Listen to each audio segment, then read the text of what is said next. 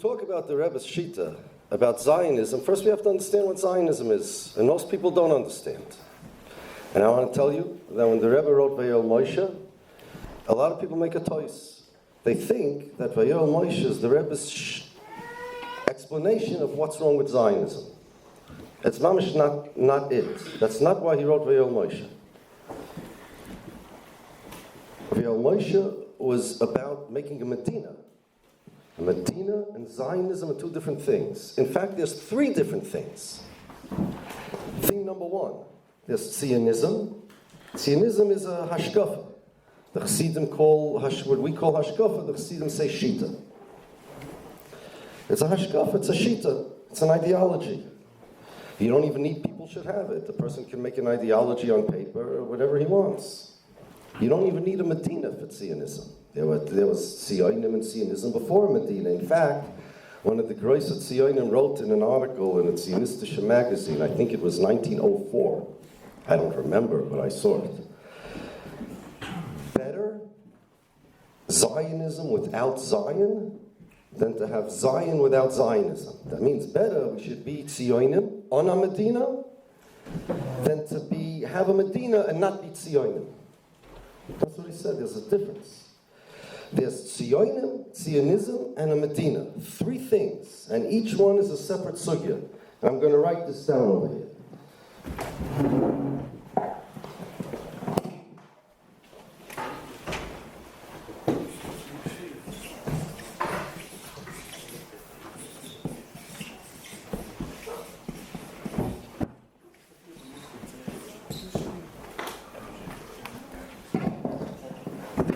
Separate things. There's Zionism, Zionists, and Medina. How we deal with Zionism is one parsha. How we deal with Zionists is another parsha. And how we deal with the Medina is another parsha.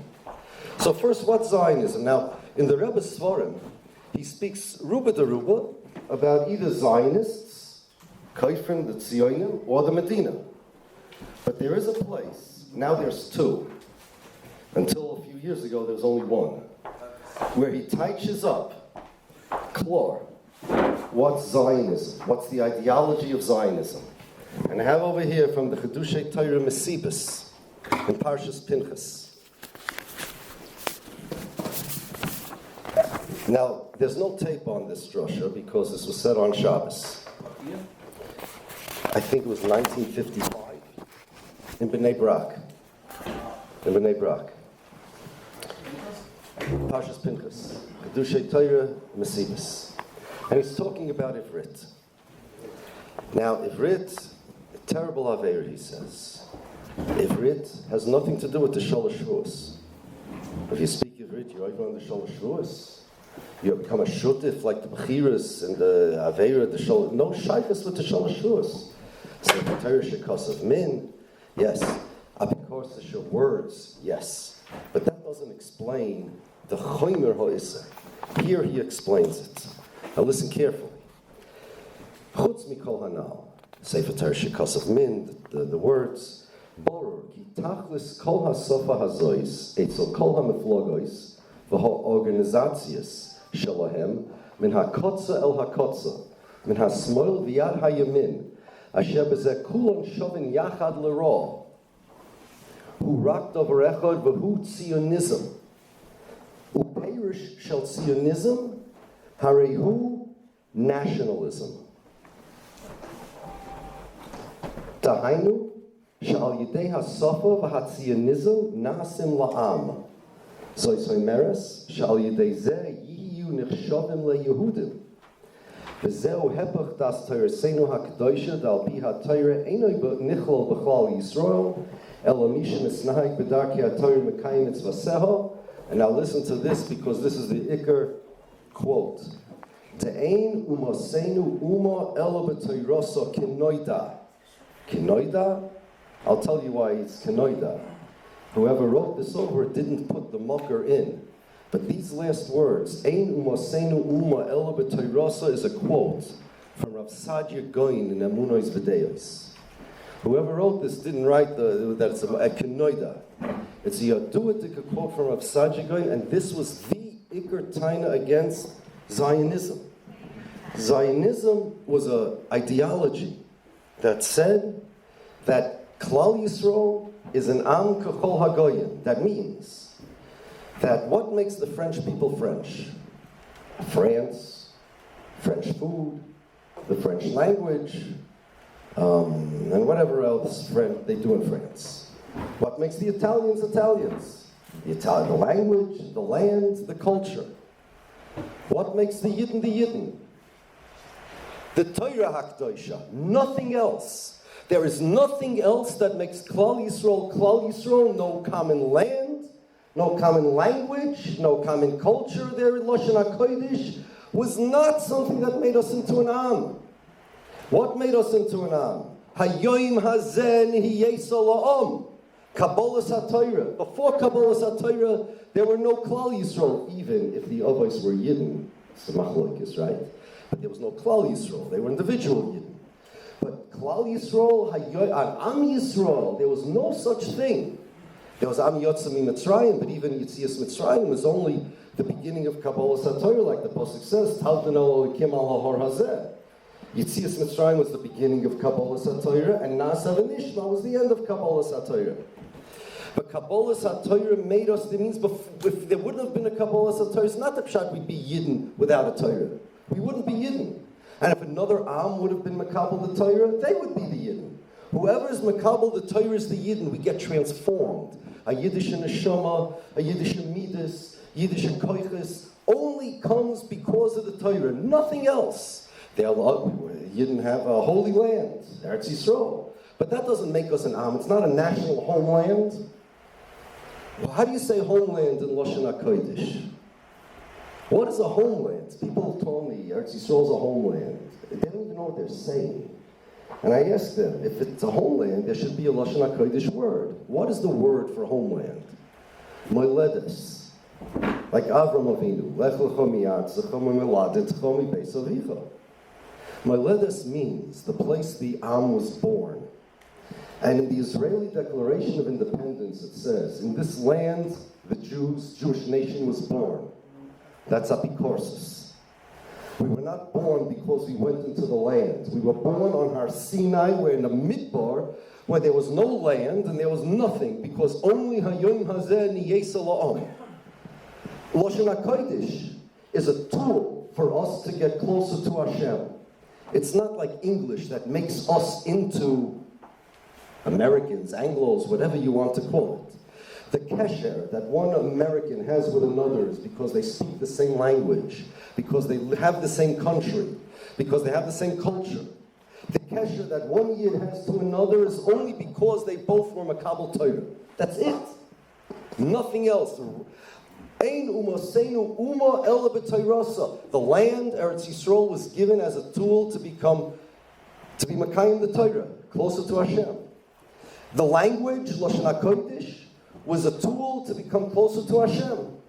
But only Hashem is the only thing that makes us Yidden. The Torah, Hashem, I'm using them interchangeably. Without the Torah, there are no Yidden. If you don't believe in Kabbalas HaTorah, you don't believe Sedah Zazach Klal Yisrael.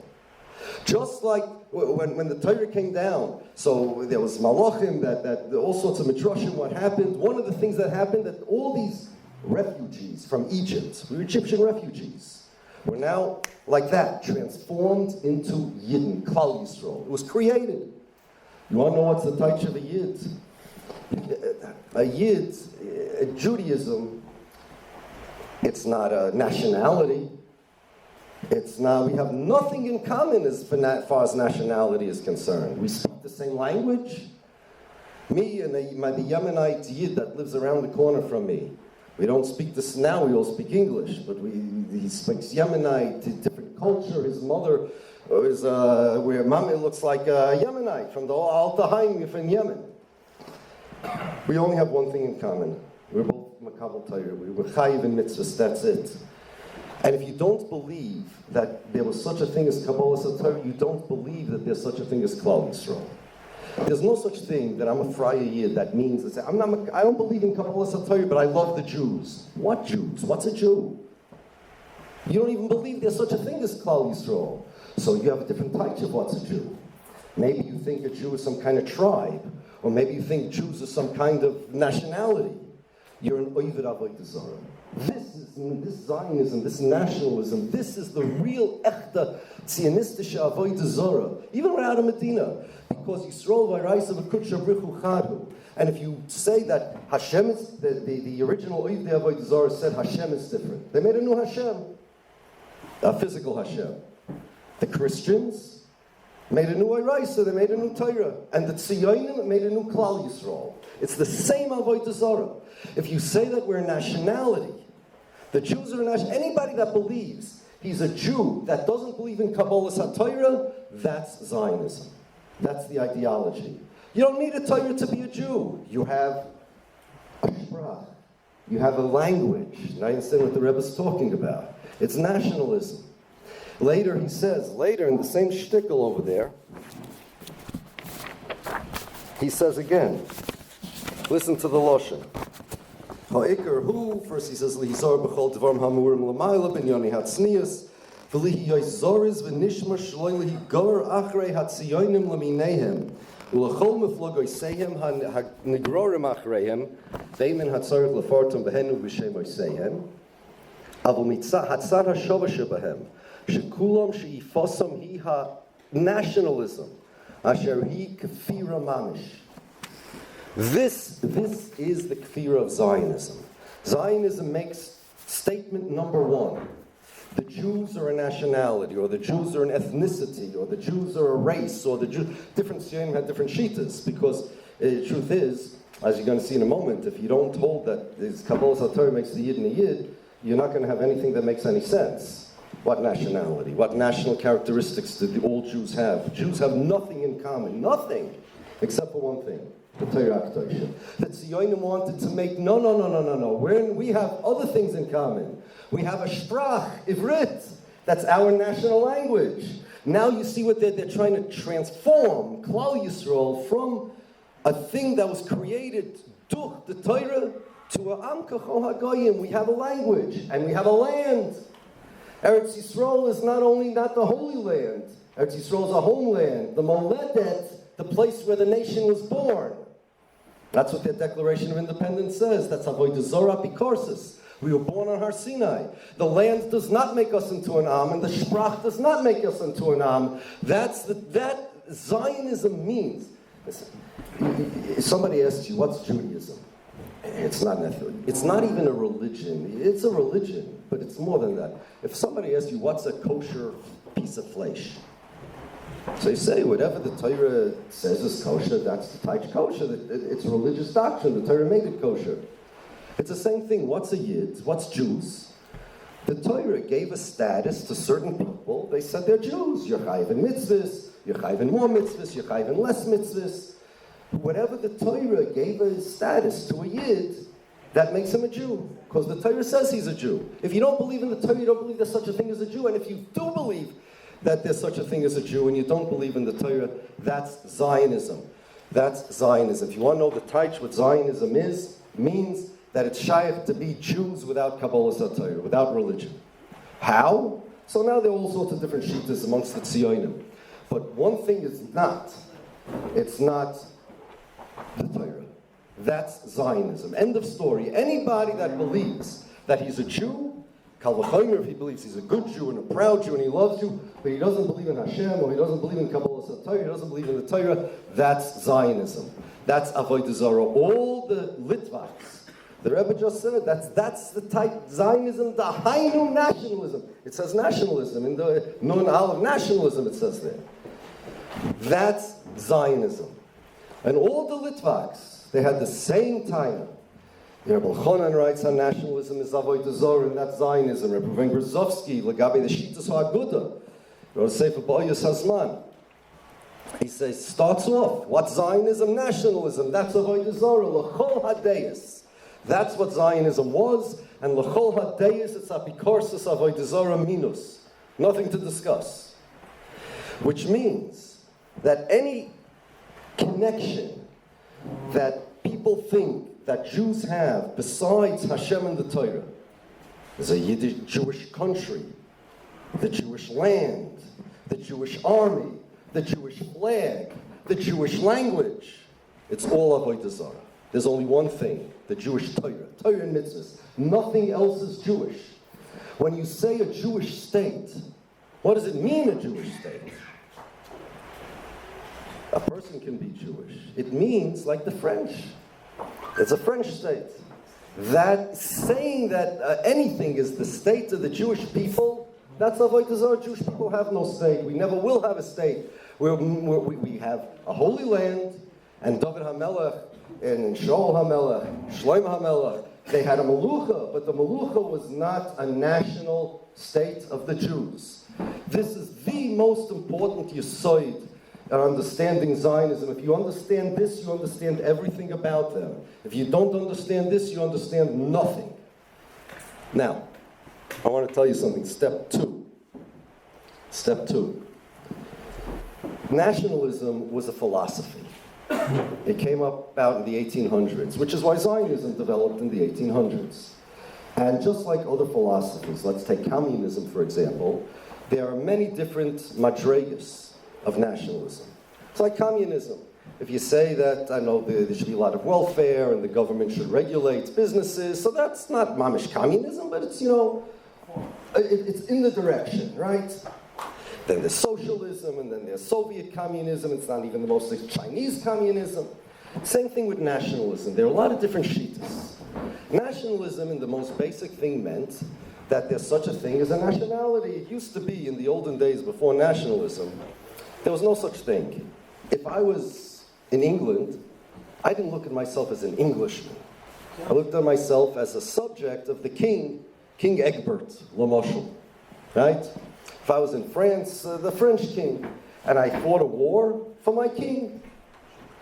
Nationalism meant, no, I'm not just King Egbert's subject. I'm an Englishman. I'm a Frenchman. It's part of your identity. It's part of who you are. And the group is a little stronger. Madreg of nationalism means that if you put the group together, it's greater than the sum of its parts. That the English people, when you put them together, it creates, we're not just a bunch of people, like a corporation is a bunch of people that have a connection with each other, a business relationship. A country, a nationality, is not just that. It's something new. It's a gestalt. That's German. I don't think they have that in English. It means that if you have something that's bigger than, different than all the parts, there's such a thing. You are a part of England in the sense that the cells are only, the identity of a cell is only as a chelik of a guf. My fingers are not individual fingers, they're a chelik of my guf. And we're all a chelik of our country. You hear? Then there's even a stronger madrega, where the people, mamish, don't even have any identity, except as members of their country. These are wilde, wild, crazy philosophies. People don't believe them anymore. But Zionism took the most strongest, wildest. There are different madregas in nationalism, but they have the strongest, wildest type of nationalism. There's Aaron David Gordon, a friar, big Tzioni Apikoiris. He said this, that all the Jews are cells in the body, and the body is the Jewish nation. And what happens with this is that Jews don't have interests as individuals. It's only the collective that has interests. It's like my finger doesn't have any individual interests. I do. Whatever's good for me is good for my finger. If something's bad, there's a me, right? Now who's the me? The me is the Am, the nation. Ben Gurion had this shita. He called it mamlachtius. It means that the interests of Israel, whatever is good for Israel, is good for the Jews by definition, because Israel is the Jews. The Jews' interests are not interests of us, not even interests of the friar. Whatever is good for Israel is the interests of the Jews. That's why he said when he took the money, the reparations from the Nazis, and they asked him, how you talking, you take these reparations, mamish, it's blood money. Right? What, you're taking mamish, it's cook for kapara over here. So he said, no, if the Holocaust victims victims would be around today, they would say, whatever's good for Israel, that's what we want. Whatever's good for Israel is by, not the pshat, vice dois, it's good for the Jews. Because that's the taich, it's good for the Jews, because Israel is the Jews. This is what they want. Let me tell you what else comes out because of this. If you like Israel, you can hate the Jews, but you're a good person. You're not an anti-Semite. If you like Israel, why? Because Israel is the Jews. And if you don't like Israel, then you're an anti-Semite, even if you have nothing against Jews. Why? Because the spirit of the Jews is Israel. Mamela, whatever, if you don't like Israel, you are behechrach an anti-Semite. Not it's a simon you're an anti-Semite. It means you're an anti-Semite because the spirit of the Jews is Israel. Israel is, and fakert also. If you like Israel, you can hate Jews. It doesn't matter, you're okay. You're a good guy. We see this Bisman Hazeh. This is the ideology. This is Zionism. This is what the Rebbe says. This is what he says, nationalism. Now, two things I want to tell you about that piece in Pinchas. Thing number one, they reprinted it in the Divrei Yoel Madura Tinyana in Parshas Pinchas, but they changed it a little. I mean, they wrote it over a little. Instead of nationalism, they wrote Leumius, okay? But they left out a few words. Remember I said that those words, they say, Kinoida is a quote from Rav Saji going, even though they didn't cite in the Tzu over here. So in the Divrei Yoel Parshas Pinchas, Madura Tinyana, they wrote, Ki tachlis kol hasafa hazois is al kol ha-miflogois, hainu davrecha behu ha-tziyonis, hainu ha-liyumiyis, shal yidei hasafa nasim la'am, lihiyois nechshavim la-yehudim, shizeo hepach das teire, ki al pi teire loy nichol ba'adas yisrael, rak oisoi shemisnag bedarkei toiv loy zulas. That's it. They left out those four words, which are from the Orach Chaim HaKodesh, which is mamish ikar choser min ha-sefer. Literally, ikar choser min ha-sefer. That's the ikar. So today it's in two places, this drasha. It's in the Chedushei Torah Mesibis and in the Divrei Yoel Madura Tinyana, but in the Mesibis, it's better. It's better. And there's no tape because it was said on Shabbos, so that's the best you're going to get. This is the most important. Now I want to tell you something else about that drasha. If you notice, the Rebbe said what looks like a Mod Nazach. It's got it. Nationalism is kfira, that's Zionism, the Hainu nationalism. But he said twice, both times, in the same drasha, these extra words, mamish, here.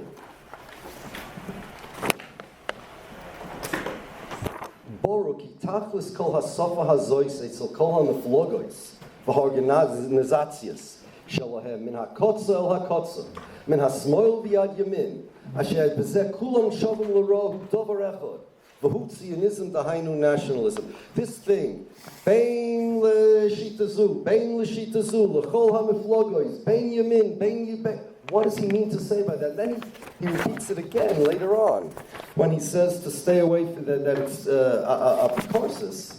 He says, "Liyoizoris v'nishma shloili higora achrei hatziyonim leminehem u'lechol meflogoisehem hanigrorim achreihem ve'min hatzorich lefartom bahenu b'shemoisehen aval hashad hatzad hashava shebehem shekulam shifa."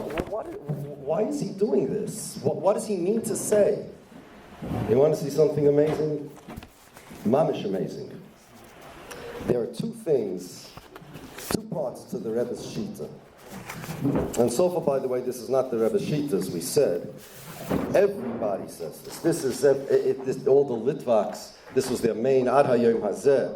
The nationalism, Sheba, Zionism, was the Ikar Avodah Zarah that they all stelled on. But this thing with Kol ha-meflogois organizatsias min ha-smol yad yamin kulam shovim l'ro dover echad. What is he saying? Twice he says it. You want to hear something amazing? There's two parts to the Rebbe Shita. Part one, the Shita itself, and part two, the Metzias. In every Shaila and Halacha, you have to know the Metzias, and you have to know the Din. So there's two parts to Zionism too. There's the Metzias, which the Tzionim try to conceal all the time. Zionism is just the right of the Jews to a homeland. The Zionism is just getting away from, it's all shtusim, it's not true, it's all fake. We're going to get there. We have to know the metzias, what they really mean, what they really want, and two, then there's the din. This idea that he said, and called hamaflogos, I have in front of me a copy from a Zionistische book. It was written by a guy, Amnon Rubinstein, a very left-wing Zionist. He was the head of a very anti-frum party called Shinui. He was a leftist, and he wrote a book about Zionism. Now, you remember the Rebbe's Lashon? Call him a floggersman. Listen to this. Listen to this. This is printed, I know, in Letztens, years after the Rebbe said this drasha. He's explaining what Zionism is. He says, quote, "To be a goy was the dominant theme of Zionist philosophy in the formative period." That means what the Zionists wanted, the dominating yesod of Zionism was to be a goy. The idea was so forceful, so strong, that it united all the warring factions and parties, because amongst the Tzionim there were all sorts of disagreements. On everything else, Zionists disagreed. Territorialists, they didn't want Eretz Yisrael, they wanted maybe Uganda, right? And then there were practical Zionists, then there was labor Zionism, then there was the right-wing Zionism. One was more fascist, one was more communist. Even the very basic idea of a Jewish state did not escape dispute, and much doubt was cast on its soundness and practicality. Not every Tzioni wanted a Medina. They said, it's going to be hard to get a Medina. If we get it, who says we can keep it? There'll be wars. We don't need a Medina.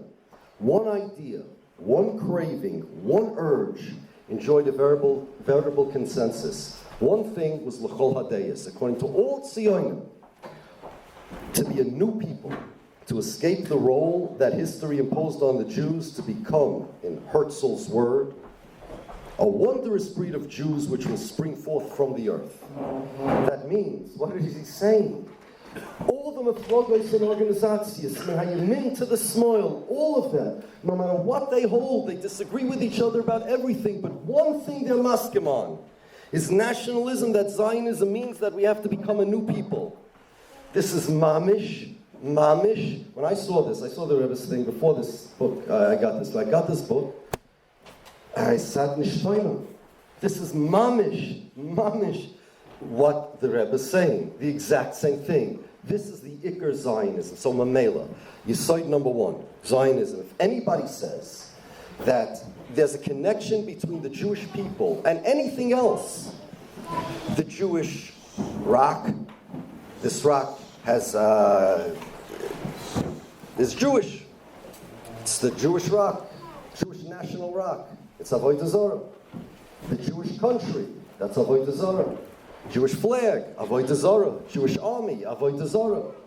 The Jews only have one thing, Torah and mitzvahs, nothing else. If you think that there's any brotherhood amongst the Jews besides Torah, then that's Avodah Zarah. That's apikorsis. That's kfira. And if you don't believe in the Torah, you cannot believe in Klal Yisrael. If a person doesn't believe in the Torah, but he does believe that there's such a thing as the Yiddish folk, or maybe he believes in the Torah, but he says, there's also Yiddish folk. That's Zionism. That's kfir of Zionism. Now, even, not only the Agudah, as I mentioned, Reb Ruvain, Reb Elchanan, fought against Zionist nationalism, but even the Mizrachistin used to know this. In the writings of a Mizrahi Rav Moshe Avigdor Miel, his name was. He was the Mizrahi Rav of Tel Aviv, and he had a very modern derech halimud. And the Chazon Ish once saw somebody went to Chazon Ish and he saw a book on the floor covered with a towel, and the Chazon Ish said, "That's Moshe Avigdor Miel's book. It's muktzah. Don't touch it." But he said, this Moshe Avigdor Miel, that the nationalism of the Tzionim is Avodah Zarah. And don't think you're going to make the Fryer from, the Frum are going to make you, the Fry are going to make you fry. And it's an Egel Hazohov, this nationalism. And don't think that the Torah is only totally in Eretz Yisrael. Forget about Medina, Eretz Yisrael. Because Hashem is Molei Kol Haaretz K'voidoi. Just the Mizrachistim, he wanted they should make a Medina to make a safe place for Jews. And Grada, the Mizrachistim, Rhinus, was willing to take Uganda. Because if your whole tachlis is just to make a safe place for Jews, what's a chilek? Palestine, Uganda, Adrab. Where they went in Eretz Yisrael is the most dangerous place. Uganda would be a much better idea. The Fruma Tzionim wanted Uganda.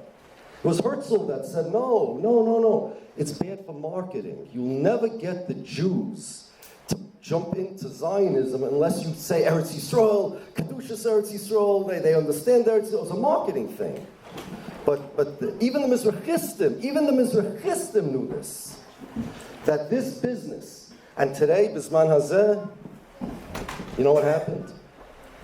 It wasn't the Mizrachistim that made the national. Today you have these nationals, they call them Dati Leumi, Rebbe Chanan says, and Rebbe Ruben Grozovsky too. Mamish the same words. That since nationalism, Lumius is Avodah Zarah, religious nationalism is Shittuf. It's Avodah Zarah mixed with Avodah Hashem, that's all it is. And today you have them all over the place. The settlers, those crazy people, the Kahanis, the Misnachlim, that they hold that no, the land is it's from the pagans. The land has the physical land has a connection to you, and it's your identity, and everything. The army is the Jewish army, and the holy. Where did this? You know who did this? This idea of nationalism. There were Jews even amongst the Mizrahi that liked nationalism. It was an attractive thing. But there was one man who did a very bad thing. He did the worst thing possible. He not the pshat, he matted nationalism. He said, nationalism, that's Yiddishkeit. Rabbi Abraham Isaac Cook. He was the one that, not the Mizrahi, it was him. He was the one that said, he took Goyish and nationalist philosophy. Mamish from the Goyim. Remember what I told you from Aaron David Gordon? He says the same thing. It's the exact same thing. That, you know, this business of, that's the Friar, the Goyim came up with this idea. There's something called the Ruach HaUmah, the spirit of the nation. Every nation has a spirit. By me, America has a spirit. America's America, has a culture, but there's a Ruach, like almost like a neshama to a nation. Like we said, that people are not only Eivorim, the nation is the guf. So he took that and he said, Klal Yisrael is an am like all the nations too, and they also have a Ruach HaUmah. And the Ruach HaUmah of Klal Yisrael is the Rebbeinu Shalom. Mamela, if you are getrai to the Klal Yisrael, that means you're getrai to the Rebbeinu Shalom. If you are koifer apikairis and you machal Shabbos v'hesi and you're over on kol ha'tarakula. No, the Ummah is connected, and the Ruach HaUmah is Hashem. This is Mamash Yair Lapid's words. The Ruach HaUmah is Hashem, and Mamela, whoever works for the Ummah is working for Hashem even if he doesn't know it. This is Mamash's Torahs when the Rebbe writes that he saw the Cook's books.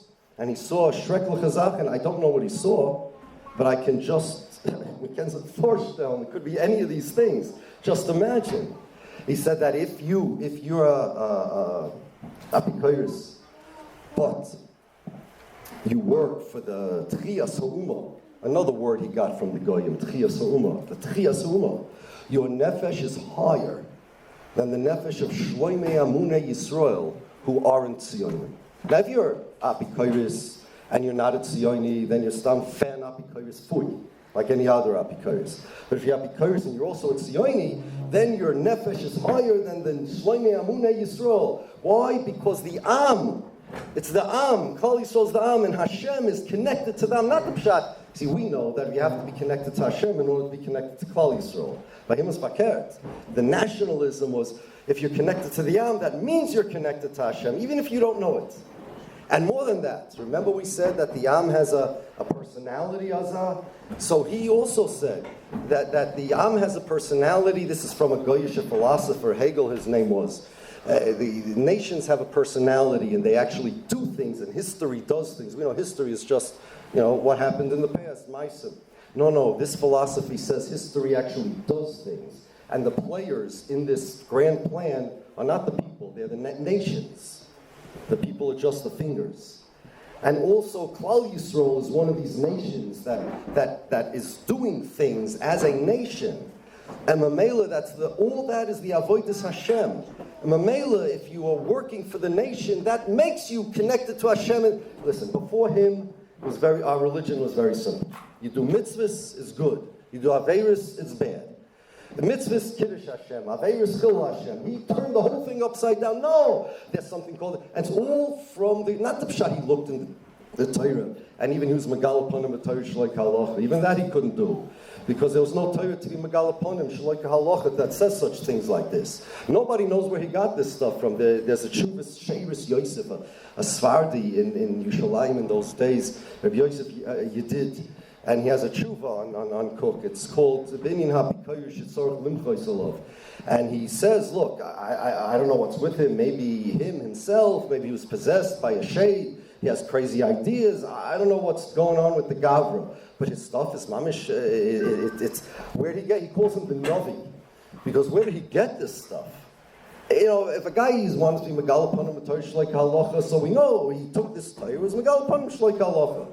But here we're talking about mamish. It's not even Megal upon him a Torah. It's just took the mamish word for word the Goyish stuff, put it in nice Lashon HaKodesh, and now people think it's Kabbalah, it's this, because nobody knows what it is. Nobody knows what it is. It must be Kabbalah, right? It's Kabbalah. No, Shtusim V'Hevolim.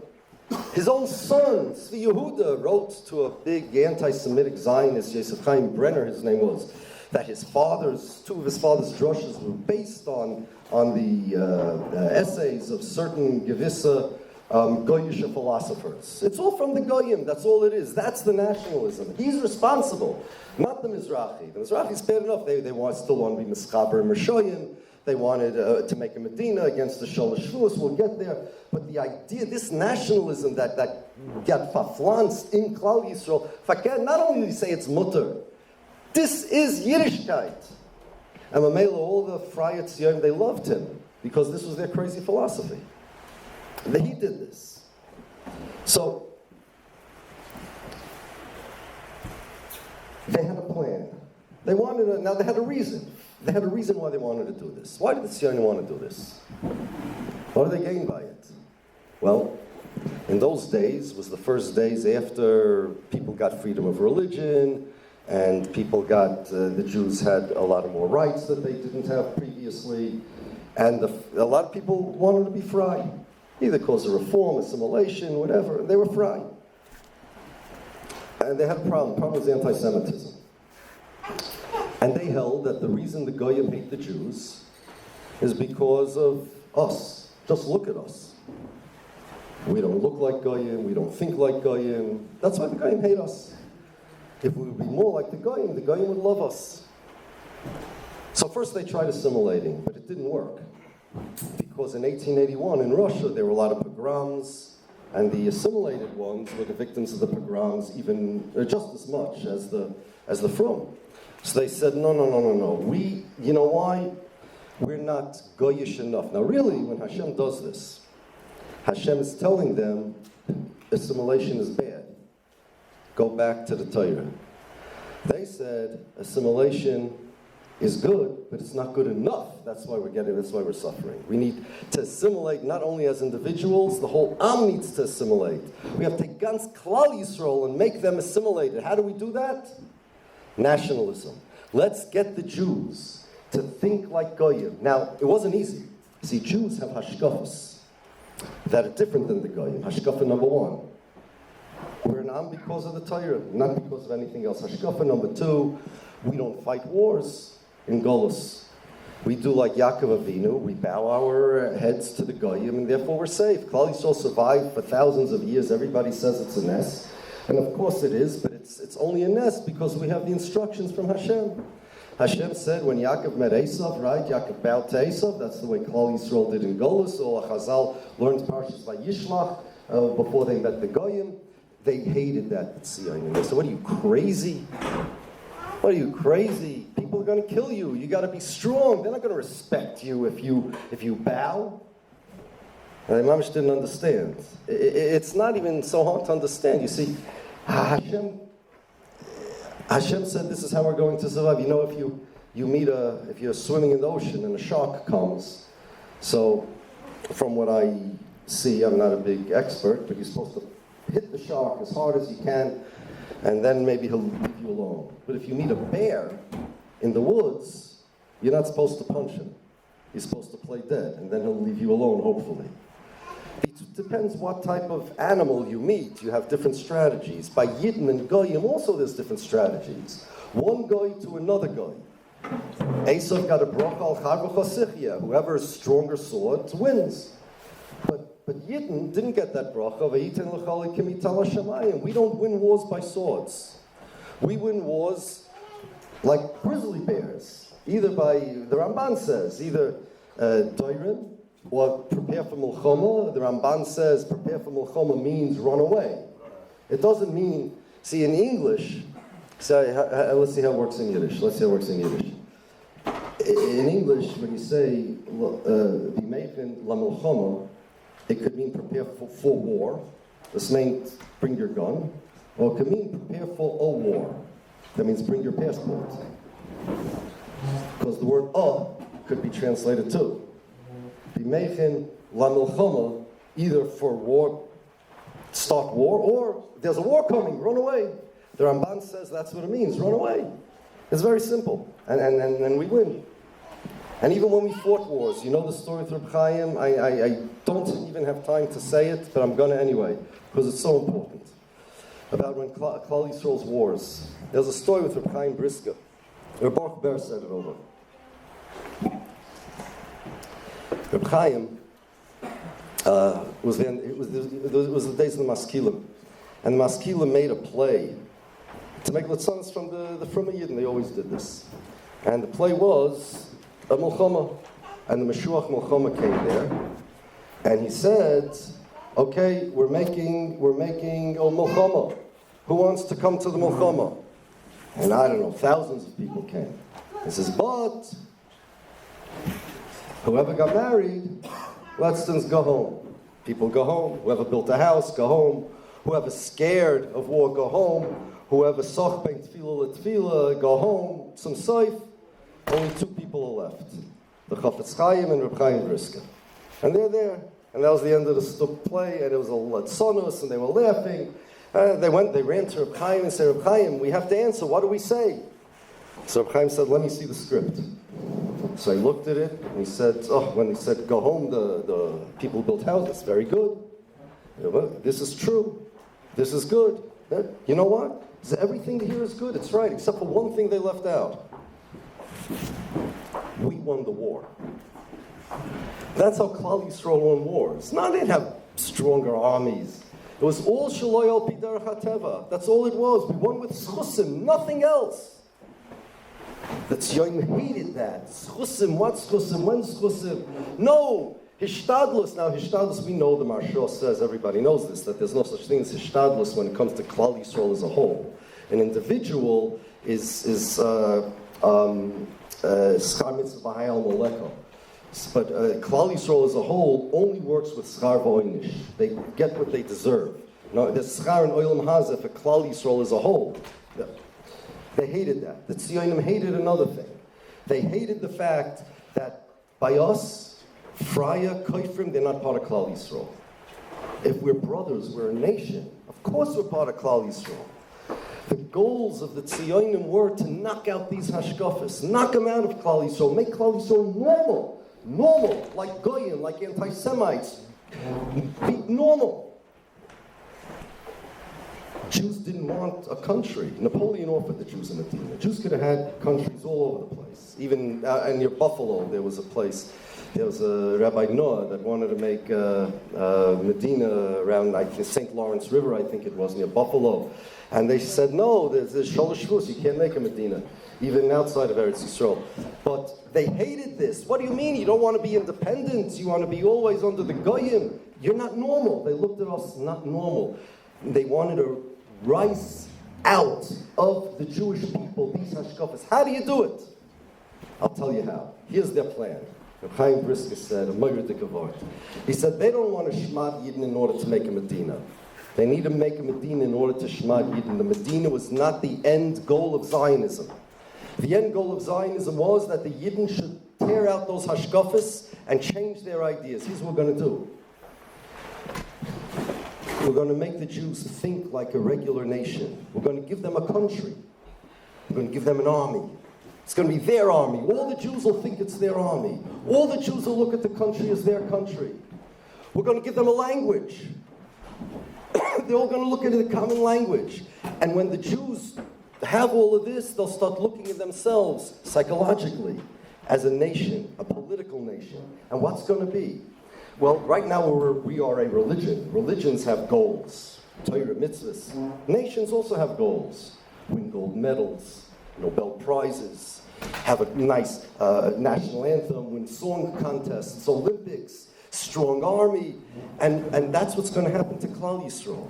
When we give these equipment, national equipment to the Jews, they'll start maybe 1 year, 10 years, 100 years. The Jews will start looking at themselves like a Goyish nation. And when Israel wins an Olympic gold medal, the Yidden in New York will be proud. Oh, Yidden, now we can win gold medals. Avodah Zarah, because you connected the Jews to some country over there. The Jews, when Israel wins a Nobel Prize, the Jews will brag. Israel won a Nobel Prize. Israel has a Mossad. Israel is strong. All these things. Well, I'm an American. What do I have to do with some stupid country in the Middle East? The Teretz says, no. You're one Am. They're your country. It's your nation. It's your this. That's the Avodah Zarah of Zionism. That's what they wanted. That was the goal of Zionism. Now, until now, we've been speaking only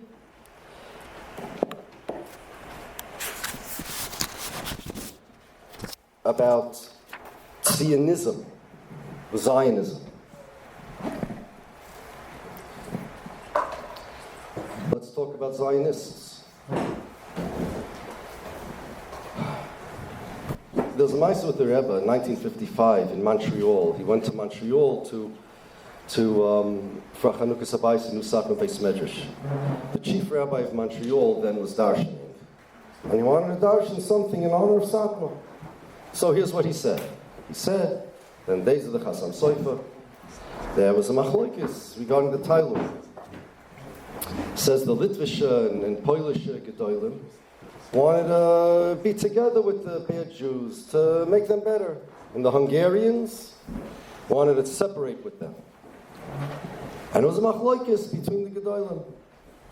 And this was the machlokes in the Torah between Avram and Sarah, whether to throw out Yishmael. And Avram held like the Gedolim of Poland and Litva. Let's keep him, we'll make him better. And Sarah held like the Gedolim of Hungary, and Hashem Paskins like the Gedolim of Hungary, and that was his shtickle toy. The Rebbe got up, he interrupted him, and he says, Chas v'sholom, there was no such machlokes. And then he motioned for him to continue, and he sat down. Then the Rebbe went over to him and said, first of all, you got your history wrong, it was the days of the Maram Shik, not the Chasam Sofer. Second of all, when did the Jews say not to separate from the Rishoyim? In the days of Shapsi Tzvi, in the days of the Tzedukim, there is no machloikis b'chlal such a thing. Now you should know, if you take a look in the Sefer Mishnah Rabbi Aaron Kotler on Chumash, Parshas Toldos, Rabbi Aaron has a shtickle Torah like this.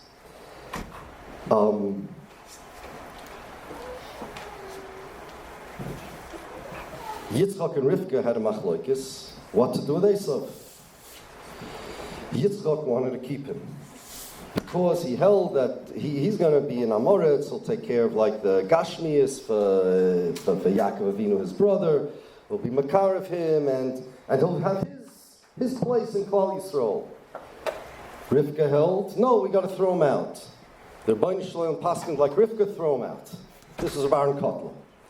So clearly the rabbi was wrong about the Litvish Gedolim, but I want to tell you a secret that no suffix in my mind that this is the story, the backstory behind a certain piece in the Divrei Yoel in Nosai. You read this piece without knowing this story. This piece, I think, was said in 1959. But you read this piece without knowing the story, you're not going to understand what the Rebbe's talking. Here's what he says. Hine b'yomav shel hamaram shik koisa hachluka hayedu b'medinas Ungarin sheispardu v'nechlaku legamri min haposhim v'hi she'omdo lahem shenisharu shloimei amunei Yisrael v'hayoy malizim al zois toiras Ungarin avol ha'emes shezehu toiras shleima k'maimorim al tischaber l'rosha v'gam b'medinas Poland rotzu kol hatzadikim lasos chaluka zurak shebetchila adayin lo yehoya b'zeh kol kach hefrach b'medinasam V'achakach kishkvar dibru mimenu lo yehoya b'afshori lo yitzil apoyel machmas hador zebor b'lishon sofik. That's mamish the whole thing, including the last part that he told that chief rabbi in the stories. This is mamish what he's referring to. The idea, one of the things the Zionists wanted was to make sure that koifrim and apikorsim are considered equal members of the Jewish people, because if you're Greek and you don't believe in the Avodah Zarah Zeus, you're less of a Greek. You're a Greek, you just don't believe in the religion. So the Jews have a religion, you don't believe in it, but you're an equal Jew, because the Jew is a nationality. And they said one of the main goals of Zionism is that Koifrim and Apikorsim should be considered part of Klal Yisrael. Even the Rebbe all over the place. Zionists, no, they're not part of Klal Yisrael. And this was not his Shita yet either. We didn't even come close to his Shita, the Rebbe's Shita, because the Agudah said this too. Rabbi Grozovsky and Boyes Hazman said, Chalila v'Chalila, anybody should think that we say differently. Not only is an Apikoris not part of Klal Yisrael, he's not even called Zera Avram, he has a raya. He's not even called Zera Avram. The Rebbe also brings that from the Chuvas HaRashba, as Mizera Ruchin, V'Shedin, V'Leilin. But he's not even Zera Avram. Everybody agrees to this. Not the Mizrachistin. Now we're getting a little... The Mizrachistin had a different shita, but the Agudistin, they agreed with this too. There was no machloikis at all between the Rebbe and these other Gedolim regarding Zionists and Zionism. Zionism is Avodah Zarah. It's the nationalism. Zionists, Koifrim, are not part of Klal Yisrael. There's nothing to discuss. Nobody, I'm not talking to the Mizrachistim, they're already out at this point. But from the Agudah, nobody disagreed with this. Now, let's talk about Medina. Here's where things get interesting. The Zionists wanted to make a Medina in order to help their Shmad. Because if the Jews have a Medina, they'll start thinking that's the Jewish Medina. And it's going to be very, very good for the Tzionim because the Jews will support it. They'll look at it like their country. Anybody who's against it will be accused of being an anti-Semite. Will be accused of being an anti-Semite. Jews will support it from all over. They'll be able to influence other countries, say America. They'll be able to twist the arms of politicians to do what Israel wants, not what America wants, because the Jews are part of what I mean. We're the Jewish nation. We're not Americans. We're Americans technically, but we're Jews. That's the Am. You understand, this is terrible Hisgaris Glumois, and I want to tell you that Adolf Hitler, in his book Mein Kampf, chapter 2, when he says that Jews are not really Germans, they're another nation, he says, I'll prove it to you. Just ask the Zionists. He says, I see them, they dress differently, they this, so they look like another people, not Germans. But if you have any suffix, there's a movement among them, Zionists it's called, and they say the Jews are a nationality, and they're a nation. And even the ones that aren't Zionists are not moicha. They didn't kick them out of Klal Yisrael, so they're moida that there's a Jewish idea of being their own nation and not Germans. If they're not Germans, what are they doing here? Kick them out. Kick them out. Are the Jews part? And there was no Medina then. Stell sich vor today, where the Goyim say the Jews carrying around Israeli flags in the Beis Medrash, they celebrate Yom HaAtzmaut, Hey or more than the 4th of July. And a guy like Jonathan Pollard, the spy, when they asked him why he spied, he said racial imperative, meaning, what do you mean? I'm a Yid. And his wife said, we have no charata because we did the right thing as Zionists and Jews. We have to swear in. Israel's our country. Sakonas nefashos. Lamish sakonas nefashos. So Hitler didn't even have a Medina. that went around saying that they're the Jewish state. But there's such a thing as Zionism. This is what the Zionists want. But there's a problem with a Medina, even without Zionism, and that is, it's a fakert, it's a violation of the Gzeres HaGolus of the Sholosh Shavuos. Sholosh Shavuos, for those, anybody who doesn't know, the Rabbi Shalom made a Gzeir, we're in Golus, and this Gzeres HaGolus means we're mechuyev to be all over the world. Ad Kedei Kach, the Ritva says that the mitzvah, the Aveira, that you're not allowed to live in Mitzrayim doesn't apply in Golus, because the Gzeres HaGolus says Jews have to live all over the world. It means even in Mitzrayim. That's a big chiddush. You could have a Golus even if the Jews aren't in Mitzrayim. Avazak the Ritva, no. Because of the Gzeres Golus, mechuyev even in Mitzrayim. Kal v'chomer, nobody's mechuyev to go to Eretz Yisrael. That's the Ritva's shita. That in Golus there's no mitzvah of Yeshivas Eretz Yisrael. But that's a machlokes about an individual. But Klal Yisrael together, says the Gemara, there's a Gemara, Reb Zera, didn't want to go to Eretz Yisrael, and the Gemara asks, why didn't he want to go? And it says, because of the Sholosh Shavuos, and then it says, Reb Yehuda was cholik. No, he holds Sholosh Shavuos is only a collective, Shlo Yalu B'choima, that the Jews shouldn't come b'kinufia gedola, a big en masse to go to Eretz Yisrael. Number two, they're not allowed to rebel against nations. Lamoshel the Aruch HaShulchan and Choshen Mishpatzim and Beis brings the second of the Shavuos and says if the Jews, let's say in New York, want to make a revolution, we want to make self-determination and make New York ours, you're not allowed because of the Sholosh Shavuos. And the third one, Shlo Yidchaku Es HaKetz. I don't have time to explain the Geoine Shapshat that the Rebbe says in Rashi, but you look at Ve'el Moshe, you'll see it. And obviously, these Sholosh Shavuos are making a Medina. Now, this also is not the Rebbe's Shita. Can somebody tell me someone who was cholik on this? I'm not talking about the Mizrachistim. So let me tell you something. Rav Yosef Eliyahu Henkin, who's Talmud of the Aruch HaShulchan, he was a big Litvish Aposik. He says, he speaks a lot about the Sholosh Shavuos. He says, first of all, this is why the Holocaust, World War II came. It was a einish for being over on the Sholosh Shavuos. When the Tzionim were in England, they made revolutions to get a Medina, and there was the Bolsheviks, all of these Bar Yonim, he said. They call it, this is a Mefurish Gemara. The Gemara says that the punishment for being over on the Sholosh Shavuos, Animates B'Sochem, Kitzavoisu Kailas Asada, the Rebbe says that's the worst Oynish in Kol HaTorah Kula, means there's going to be a Holocaust. Simply like that. The Rebbe says also the Holocaust came because of the Tzionim. The Chazon Ish said the same thing. David Shmidl heard it from him, and there are other places too who heard it from him. If you look at the Holocaust, and you look in the Torah, and you look in Kol HaTorah Kula, you see what matches it. There's only one thing in the Torah that matches it. Animatus v'sochem kitzavoisu kailas asada, mamish what it was. And it's no coincidence that this is mamish what they were over. But he says that says the Tzionim held that the Sholosh Shavuos aren't Nageya because, I'll give you his reason shortly. But he says, Roy Gedol Yisrael didn't hold like that. They held you're over on the Sholosh Shavuos by making Medina finish, end of story. Now when he says Roy, I don't know any miyut either. I think he's saying Roy because, like the Rebbe says also, Lagabe Roy, that you always say Roy because you never know 100%, it's called. But I don't know anybody that said differently. The Aguda, there's a Shita, there's the Avnei Nezer that says that if it's the going up to Eretz Yisrael is done peacefully, so then you're not over on Shloyalu B'choima.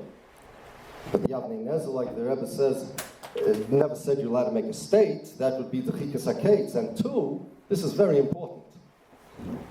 This was not, the Tzionim have this Meshuggah Nezach, where they say the United Nations gave the Yidden, the Tzionim, the Medina, Shtus in the Havolim. First of all, see, usually, when when people make a bad taina or a taina in bad faith, there's usually going to be two problems with it. One, it's not true. And two, even if it is true, it's not negaya anyway. So both of those things are true over here. Number one, it's not true. The United Nations doesn't give anybody any land. You can't give somebody something unless you own it. The United Nations doesn't give anybody anything. They did not give them. There was a vote in the General Assembly, and it was recommended that they should have give it to the Tziyonim. It did not even go to the Security Council, which was supposed to, so it's not even official. It was only a recommendation. They don't give anything.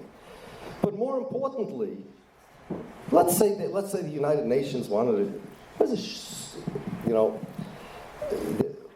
we learned in yeshiva, in the Hakdama to Chedusha Reb Shlomo Hayman, the Yesod, that when Reb Kivega says Tzorchiyun, it's shver. When he says Tzorchiyun Godel, it's more shver. When he says Hashem Yoreinai, it's even more shver. And if you understand the kasha, that's a Tzorchiyun, and you think it's a Tzorchiyun Godel or the Fakert, you don't fully understand the kasha. And the Rebbe is mechuyev to say Tzorchiyun Godel if it's Tzorchiyun Godel, and Tzorchiyun if it's Tzorchiyun. In that spirit, I have to say that this thing from the Tziyonim is stupid. I mean, it's stupid. Well, the Arabs, what's the difference if China or Bulgaria says we vote that the Jews should get a Medina? It says Loyalu Bachoyma, they can't do it. Biyad Chazok, if the Arabs don't want, the Arabs are going to fight. You have to fight to get in there. What's the difference if China says you can go in? It was still Biyad Chazok. End of story. The Rebbe says this. And it's not just the Rebbe who says this. I want to read you something. Everybody knows that before the Medina was around, the Aguda, the Rabbonim in the Aguda had a vote about what should they do about a Medina. And the bigger ones, the greater Gedolim, Rabbi Kotler, Buchanan Wasserman, said you're not allowed to make a Medina, even if it's from, because it's Kfir and Bias HaMashiach. There are others that said that you can. And Yaakov Rosenheim, he was one of the big Askanim in the Aguda then. He wrote a letter that said that we know that the Gedolim only meant that you can do it if the Arabs are maskim. If the Arabs are not maskim, then you're over on the Sholosh Shvuos, L'chol Hadeyos. And Shuvra, you see in a book that Rosenheim wrote regarding the Aguda concerning a policy on Eretz Yisrael, he says the following. He says, the Allied nations, especially England and the United States, will not be able to shirk their duty to force both Jews and Arabs to meet at a roundtable conference in order to come up with an exact constitutional form which will be favorable to both nations, meaning they're mechuyev, the nations, the Goyim, the US, England, they're mechuyev to make a zitzung by the Jews and the Arabs, and everybody should be maskim. Because if not, in deference to the solemn oath imposed upon the Jewish people by our Talmud for the entire period of Golus, and also because of the realistic political considerations, we firmly reject any reference to military power in relations between Jews and Arabs. If there has to be fights between Jews and Arabs, it's against the Sholosh Shvuos, and we are not maskim. Only if the Arabs are maskim. Even they were maskim that the creation of the Medina was against the Sholosh Shvuos and is subject to that terrible punishment. Now, why don't people talk about it? So there's a problem. Reb Ruven Grozovsky writes in Boyas Hazman, we don't want to talk about the Sholosh Shvuos because people won't be makabel. Better we should talk about, people want to think that the Medina is a Yeshua, whatever. So better speak about how the Tziyonim are Rishonim.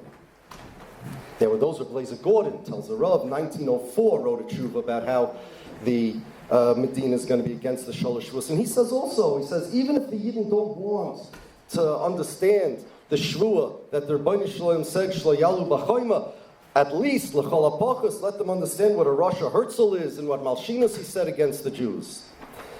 Reb Ruvain, Reb Blazer Gordon, everybody said that you can't talk about this, so they didn't talk much. Now we have a big problem. They're ready to make a Medina. It's against the Sholosh Shavuos. It's the biggest oynish in the Torah. It's Ma'akiv the Geula the Rebbe brings in the Hakdama. I don't know anybody that disagrees with this amongst Gedolei Yisrael. Even recently, Reb David Soloveitchik, the Brisker of son, said the reason why people in Israel get killed so much, Nebuch, and nobody cares. He said, nobody cares, people in Israel get killed, tomorrow's another day, it's normal. He says, because of the Sholosh Shavuos, and Imatios Basochem Ketzavoisu Kailos Asodeh. Reb Don Segel said, when there was Nebuch, that terrible terrorist attack in the Merkaz Harav Yeshiva, he said, it's oynish for the Sholosh Shavuos. Everybody knows about this. But if nobody wants to talk about it, nobody wants to be makabel, we are in big trouble. Came a man, Rabbeinu HaKadosh Satmar Rebbe, and he said, listen, nobody wants to talk about this, I know. In fact, it's worse than that. The Sholosh Shavuos are in a worse position than just nobody wants to hear. Nobody learns them. It's not anybody's fault. As he brings in the Hakdama, it was never Nagei Lamaisa, Kemat, 1,000 years gaps. It's not Nagei, things that are not Nagei. People don't learn. The Gemara about Eliyahu Novi, Malakain B'Beis HaKvaros, even somebody that has Eliyahu Novi come to him, if he doesn't learn something, because it's not Lamaisa, he's not going to know it. And if it's not Lamaisa, we don't learn it. He brings 3 rayos from a Chayvus Halvavis, from the Gemara Malakain B'Beis HaKvaros, and from a Tshuva. That if the things that are not Nagei Lamaisa, people don't learn, and it's not Nagei Lamaisa. Worse than that, that nobody learned the Sugya. There is no Sugya. Where is the Sugya, the Sholosh Shavuos? Is there Masechta called Masechta Sholosh? There is a Sugya in Ksubis. But it's Nagei much more than just that Gemara. It's Nagei things in Kol HaTorah, Midrashim, Reb Chaim Vital, all sorts of things. And nobody put together anything. So you don't really have a Shulchan Aruch of the Sholosh Shavuos. It's something that wasn't learned like in 1,000 years, Kemat nothing. Mamela, nobody knows much about it. And nobody even wants to hear.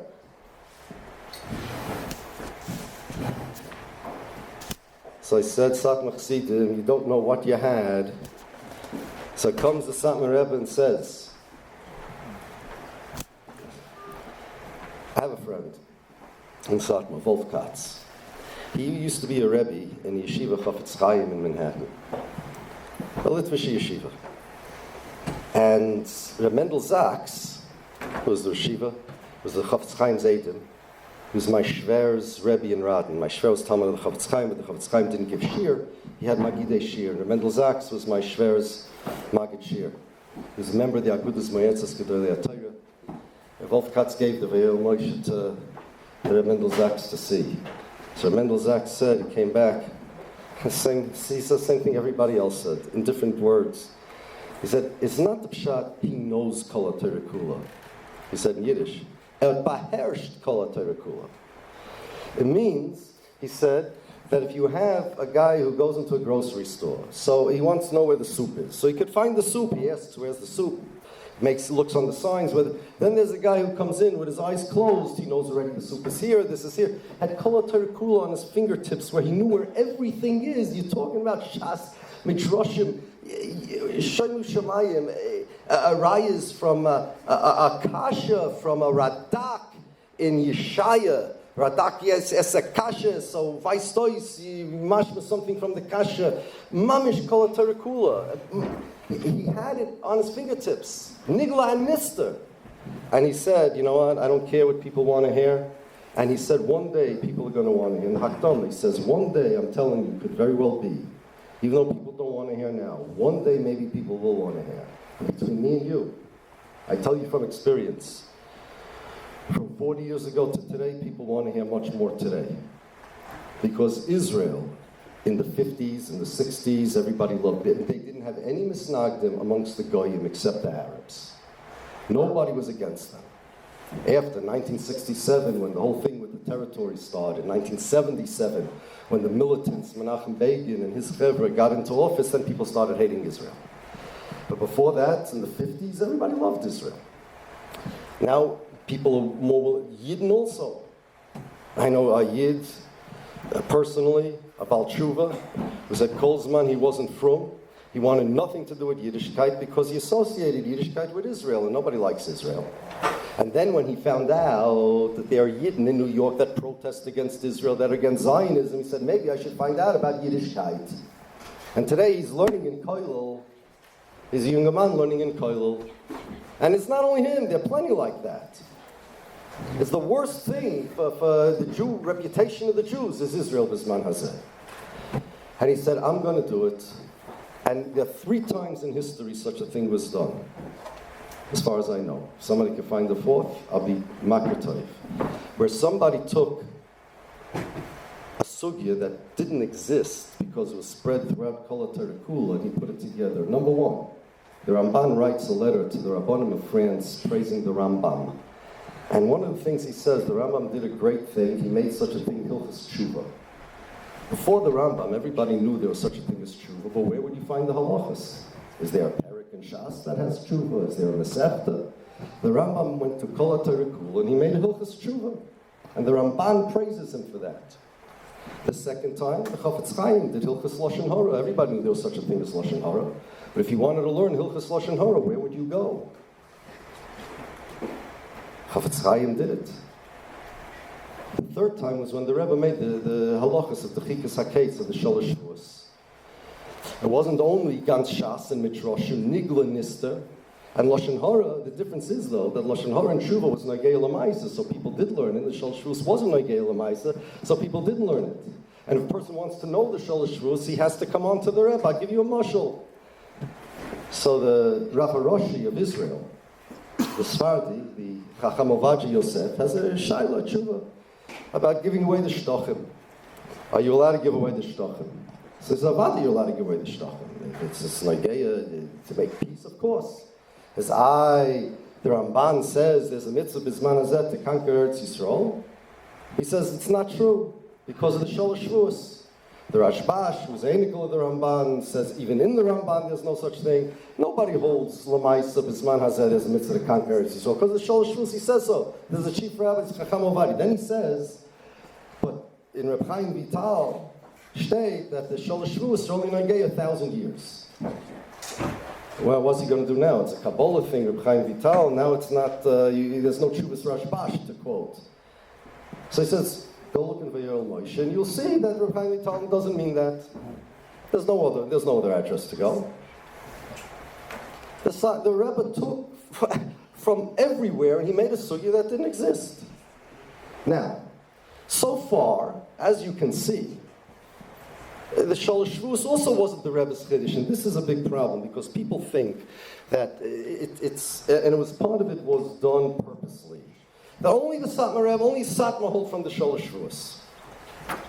A lot of this was done by a Yid, his name was Menachem Kasher, who wrote he was a big Tzioni. He was, and in his book, Hatzkufa HaGdoila, so there are a lot of ziyufim, terrible things. He has like statements from Rabbanim that they signed on a certain date, that the Medina is Aschalta de Geula.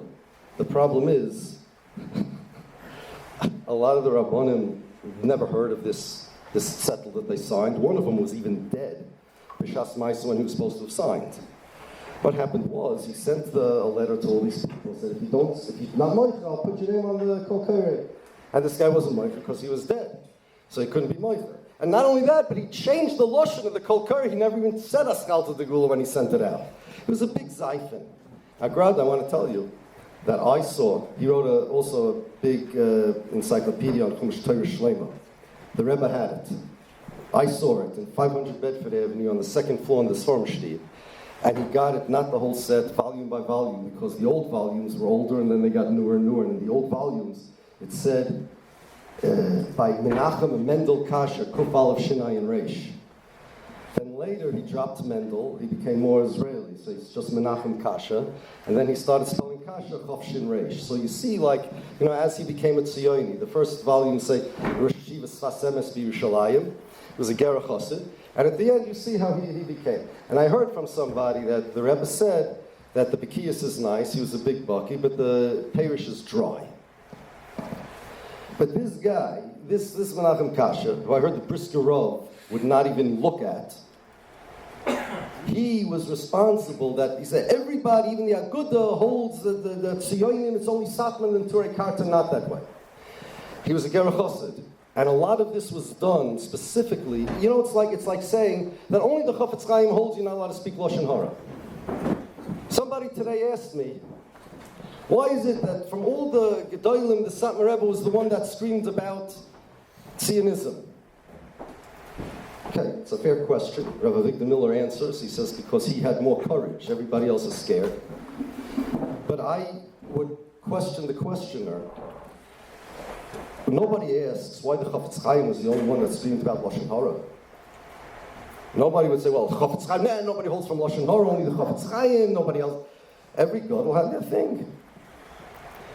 But they want to make believe that Tziyonim, that only the Satmar Rebbe held the Medina is also because of the Sholosh Shavuos.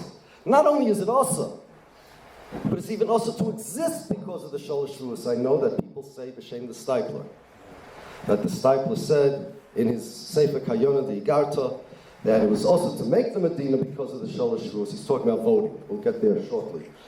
But to have the Medina is not against the Sholosh Shavuos. A Tzioni said that. And I saw an article in the Asat Makoivitz called Pre-Tomorrow. I don't know if they still have it. No, years gone, okay. Many years, like 30 years ago. I remember Pre-Tomorrow had a white and green cover where somebody in Satmar wrote a whole article and he understood the Stipler saying this too. It's not what the Stipler says. The Stipler is talking about voting. And the Stipler says that Avada, the Sholosh Shavuos, it's Osir. The whole Medina is Osir. But when I vote, I'm not voting, whether I vote for this candidate or that candidate, the Medina still exists. So it's not Megea, the Sholosh Shavuos. But Avada, the Stipler would be moided, that if you could get rid of the Medina because of the Sholosh Shavuos, you're mechuyev to. How to do it, I don't know. A lot of things I don't know how to do. I don't know how to bring Mashiach. If I could bring Mashiach, I'd be mechuyev to too. If I get rid of the Medina, I'd probably bring Mashiach also. I just don't know how. Okay? But if you could, you should. And just to prove a point, I wrote a letter to Reb Chaim Kanievsky. And I said, your father wrote this and this and this. This is what people say. This is another pshat. Which pshat is right? He says, it's twice Lashon Achman. That was the second pshat that I said. The Stipler, everybody holds that the Medina, if it was made against the Sholosh Shavuos, it is also to exist the whole rega of a rega because of the Sholosh Shavuos. Nothing to discuss. It's still not the Rebbe's Shita. I'll tell you what the Rebbe did do in Vayirol Moshe, though. The first part of Vayirol Moshe is discussing the Sholosh Shavuos b'derech klal. B'derech klal. Here, take this. Right. And he discusses about how it's also to make a Medina because of the Shavuos. What he did was, so now we're talking about Medina. We're not talking about Zionim. We're not talking about Zionism. We're talking even if Rav and Abaya would make a Medina. Even the most Erlich Yid would make a Medina. It would be against the Gzeres HaGolus and like the worst Aveira in the Torah. Worst Oynish. How do I know the Oynish is totally the Aveira? The Rambam says, Afal Pi, talk about Lashon Hara, Afal Pi, that Ein Loikin Olov, it's still a big Aveira. So you see there's a connection between the Oynish and the Aveira. You see it in a lot of places. So first he says it's Asr. What the Rebbe did was he took all the disjointed places, a little here, the Sholosh Shavuos, a little there, where's Nageya, and what he did was he put it together like a puzzle, and he made it all fit in so smoothly and perfectly. He made it all make sense. There's mysteries. The Maral says it's Yehor V'Al Yavo. How's it Shashvua Yehor V'Al Yavo? The Rashi that says Shloyaga b'tachnunim yoiser midai. The Chazon Ish said it means, a guy once came to the Chazon Ish and said, Rebbe, I only mispal for the gula, nothing else. The Rebbe said that's yoivran shloyaga b'tachnunim yoiser midai. Yoivran l'sholshus, you're not allowed to do that.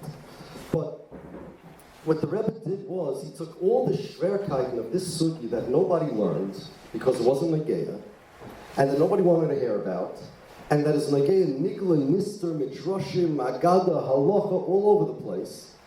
And he mamish put it together like a puzzle. It's not the pshat merely he was malakit, and it's not the pshat merely he answered kashas. He mamish put pieces together, that with these pieces all the dots are connected and everything makes sense. And here's what he tudoy. The moral says it's Yehoy Bial Yavar, and it's Masha from Midrashim in various different places, that the inyan of the Shvuas are not just Shvuas. What he did like this. There's the Shvuas, so put the Shvuas on the bottom. The Shvuas.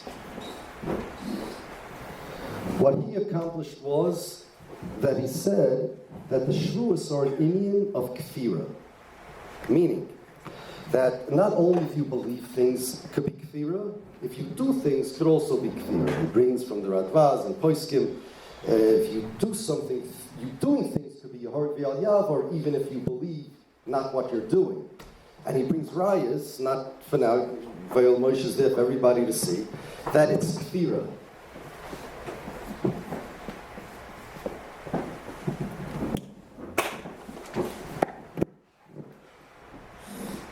Now, that put together all the pieces of the puzzle. Why it's Yehoy Bial Yavar, why Rashi says Shloyaga b'tachnunim, again, that's an Arichos, look it up. I think it's the most geschmacka piece of the whole first Maimar of the Veil Moshe. He put together a kasha in the Gemara in Soita with the Gemara about Rabbi Bono of a Goinish shtickle, and it only works if it's. I have to tell you, I'm sorry, I can't. I can't help you. Bekitzer Nimritz, the Gemara in Soita is mashma that you can't make a shvua on something that's already kfira unless you find one hechatinsa that's not kfira, and then the shvua is chal on everything. There's a Gemara in Soita like that. It's mashma from a kash in the Gemara. So Rashi was, when the Gemara says Gechikas HaKetz, how could you have a shvua if it's kfira? So you have to find one little hechatinsa that being doiklik the case, meaning getting out of golus before the time, is not kfira. Where are you going to find that? I got it. Like the tefillah of Rabbi Bono, there's a certain type of tefillah that's mukruch that has to happen. What if you're mispalo? Can't be kfira, you're asking Hashem. And because of that, the gula comes. Says Rashi, he means that type of tefillah. And once you have that type of tefillah, now the shvur can be chal on everything that's kfira. So everything mamish fits in, now it's Yehoy Bial Yavar.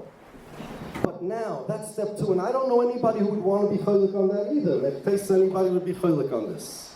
Step 3 is where the Rebbe's Shita comes in. Until now, everything we said was not the Rebbe's Shita. This was like everybody's in agreement. Most everybody. If you find somebody that wasn't, this one was, Ruba de Ruba are. Here is the Rebbe's Shita.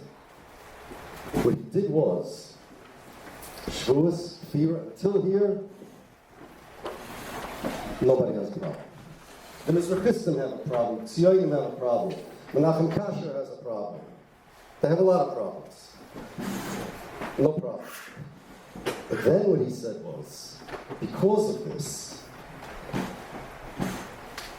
anybody that has a hishtatfus in this Medina is being hishtatf in the kfira.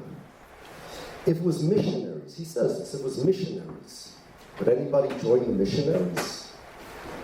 It's mamish an act of kfira, so you're not allowed to be in the Knesset, and you're not allowed to vote. And the Bechira Sarasur. Now, I don't know, honestly, when he talks about the voting, he speaks about, there are different averas of voting versus being in the Knesset itself. Voting is Lifnei Iver, being in the Knesset. It may be, I'm not sure about this, I think so, that he's saying this because in a democracy where you have votes, the government is not just the people sitting in the chairs in power. The voters are also part of the government. They're part of, we can tell the president what to do. we can vote him in, we can vote him out. In any case, whether I'm right or wrong with this theory, the voters are necessary to make the government. Without a certain amount of voters, you get, and without the government, without a certain amount of Knesset people, you can't have the laws. So first of all, anybody who's involved with the voting or the Knesset is now over on this kfira, because your mishtatef is, you did an act of kfira, an act of being involved with the show, not that you're over on the Shalosh Shvuos. It's like a mesis idea. You're a shutef in the Shalosh Shvuos. Here comes the Bechiras, and right here is the Rebbe's Shita. The Agudistim disagreed. Here, Reb Ruvain and the Steipler say, and now this is important. You know what happened over here? What happened over here was a very bad thing. There's a story, I don't know if it's true, where the Chafetz Chaim went to Chaim Moshe Grodzinski and he asked him to sign a zettel that said, speaking Lashon Hara is like eating chazan.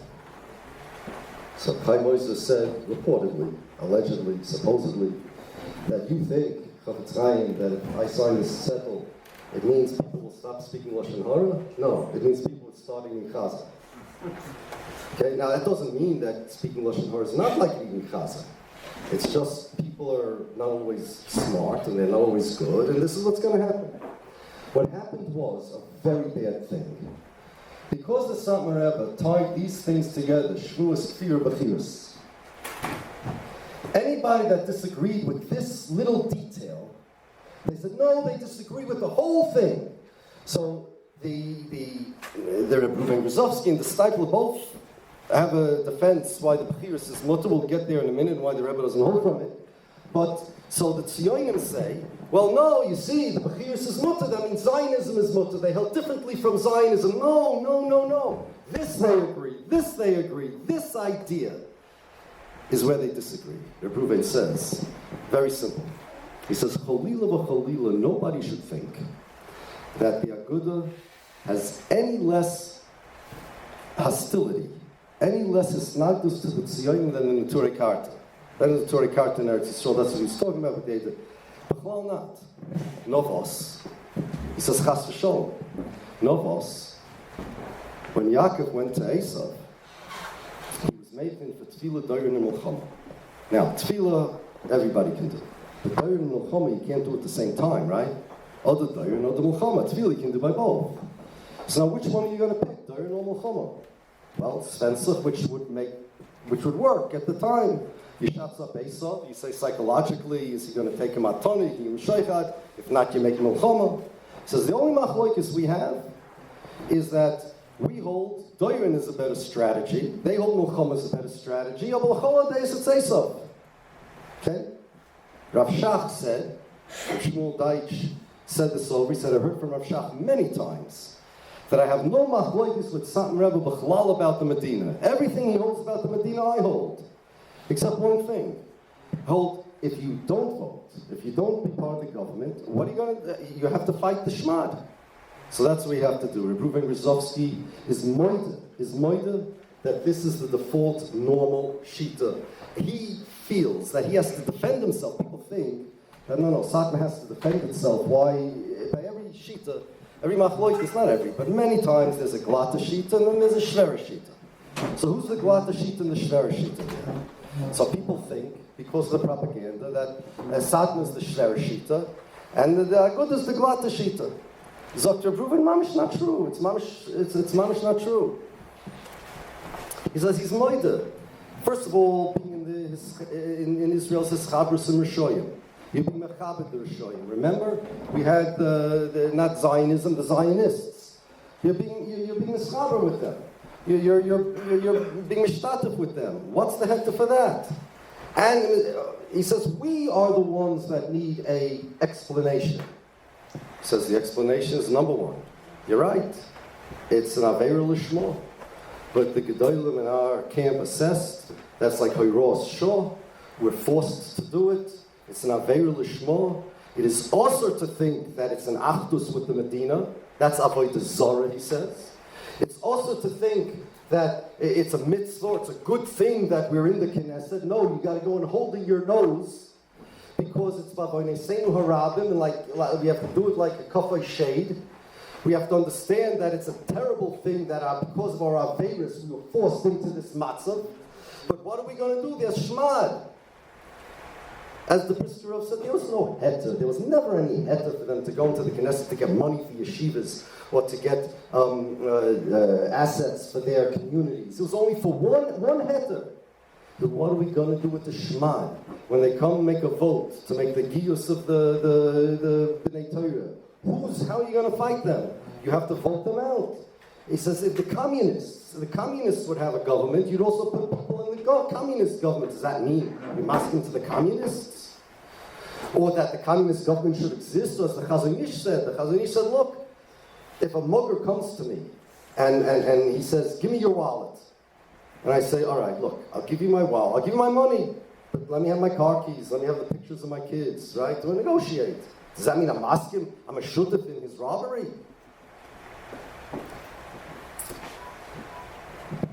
It's an Aveira Lishma.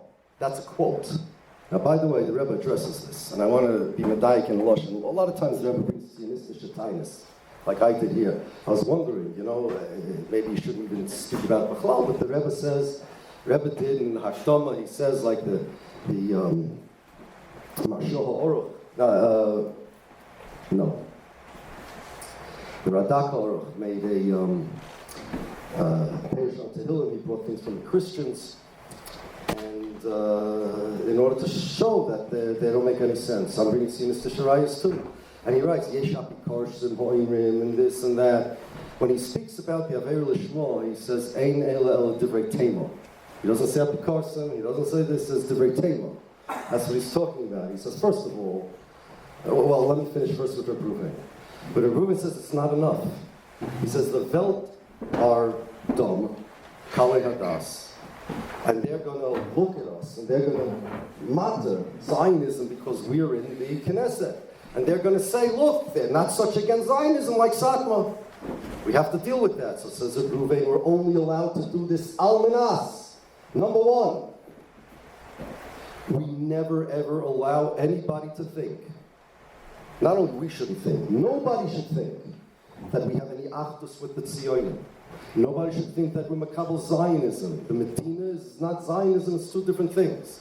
Nobody should think that we changed our Shita because there's a Medina. Nobody should think we are chayiv to be more machmir than even like in the Turei Kartas when we speak about the Tzionim, because we have to make sure everybody understands that we're against them and we're just as against them, or without these Tanoim, forget it. Plus, the people who are in the Knesset, it's a big sakona to be there, so they have to be big Yirei Hashem, Soinei Botza, right? So says the Sa'ar Rabbi, says listen, there's number one. The Sabeir Lishma, he says, first of all, none of this works, because you're still being mishtatef with the kfir, and none of this is a heter. But two, it's not going to work. He brings from the Stei Chemed, and also about the machine matzahs, that whenever you have a heter that's totally on conditions, on controls, at the end the controls are going to be forgotten and the heter is going to remain.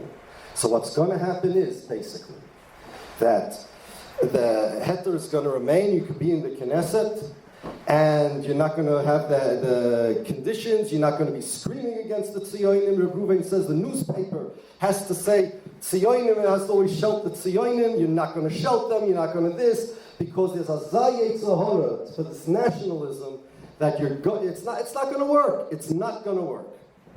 And today, did it work? There's a mice, one of the Aguda came to the Rebbe to invite him to either a meeting of the Aguda or a convention. Hertz Frankel has one nusach. I heard from Wolf Katz a little different nusach, but they invited him to some Aguda event. And the Rebbe said, I don't want to come. Why don't I want to come? He says, because with what the Aguda became, if I go there, I'll be the only Agudist. Everybody else will be Mizrachistim. And the Brisker Rav said that they became Mamish, they became Tzionim in the Aguda. All of these Tanoim, all of these, and by the way, listen to this. One of the tainas the Rebbe has is that has a whole bunch of tainas on the Aguda. they signed the Declaration of Independence, which has all sorts of fear in it. First of all, they freedom of religion. They're going to make freedom of religion, which is against the Torah. They said that our nation was born here, all sorts of things. So now listen, right? Rabbi says no one's allowed to think. When Shapiro Levine got up in the Knesset and said that we have to keep the Torah, Eretz Yisrael, all this kind of things, Ben Gurion, more than once, responded, no. You guys signed the Declaration of Independence. There it says this is not a Medina of Torah, this is a secular Medina. Everybody from the communists to the Agudistan signed. All of you signed. What are you talking now? And there was no response that, well, we're only here to fight. They're there to fight. Only the Shema. There's no heter to go get money. There's no heter b'chlal unless they're fighting. There's no heter if they're not makayim the Tanoim. Ben Gurion said it more than once. And how many people Bisman Hazeh say that since the Agudas in the Knesset must be, they changed their sheet about Zionism?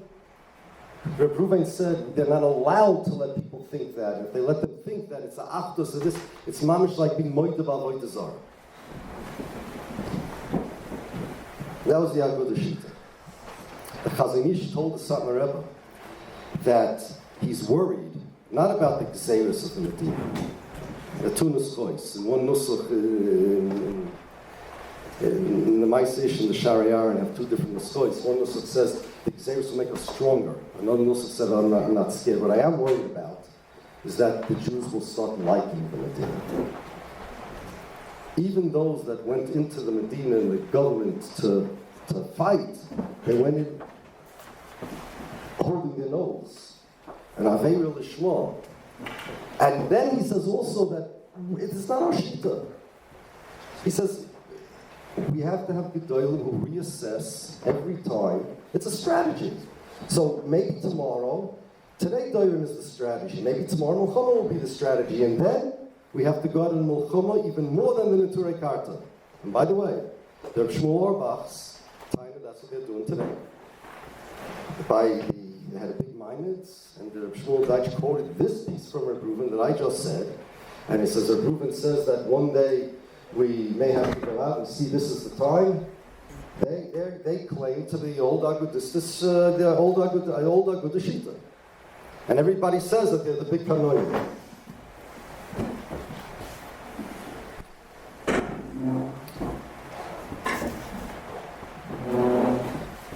I want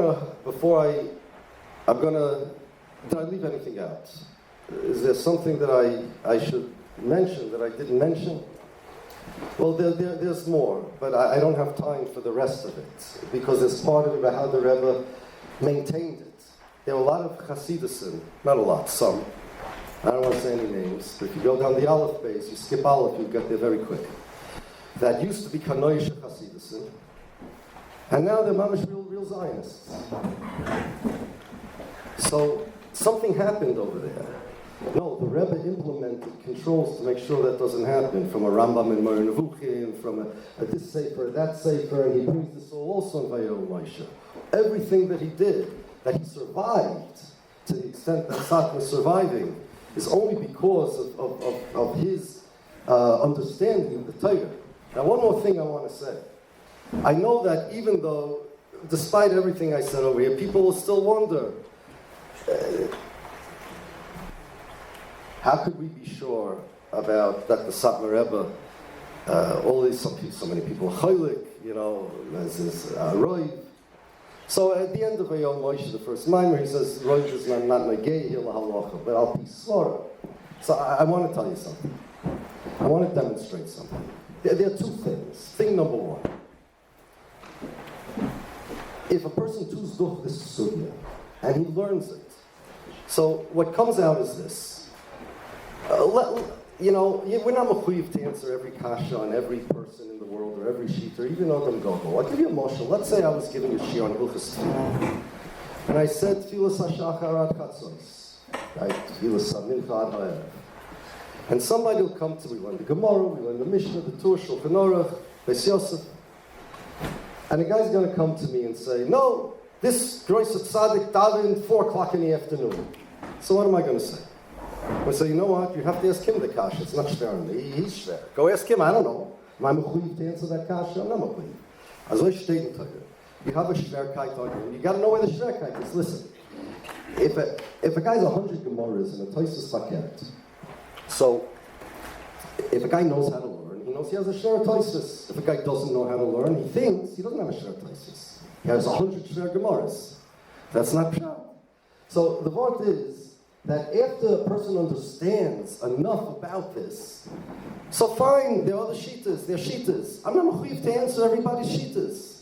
There's a shver shita, that's it. But if a guy doesn't learn the Mishnah, Tfilas HaShachar, he doesn't learn the Torah, he doesn't learn the Magen Avraham, he's not going to understand the difference between somebody who's makbid on davening early or somebody who davens 4 o'clock in the afternoon shachris. He's going to think there's 2 shitas, and I don't know, if right people daven 4 o'clock in the afternoon, it's a, no, that's not the way it works. But you have to understand, you got to come to a place where you understand what's glat and what's. I'm not saying there's no answer. I'm saying I'm mechuyev to give an answer. Now, there's another thing, and I want to demonstrate something. You know, sometimes shilas come up, and then I'm going to take questions. Sometimes shilas come up, and they, about other religions, Shapiro from India, or somebody has to go into a church to do voting, or a Weight Watchers program, and you got to know the mitzias of another religion. It happens. So, grad on Christianity, the Rebbe has a tshuva, he passes like the Shoyel Meshiv, there's a difference between the different types of Christians. But what do I do? So, you got to find out about another religion. So you open a book. How do you know a book's reliable? So I have a trick that I do. I look in the section of the book about Yiddishkeit. And I see if it makes sense, if it's good. It's not a raya, but it gives some credibility to the rest. Because that's something I know about.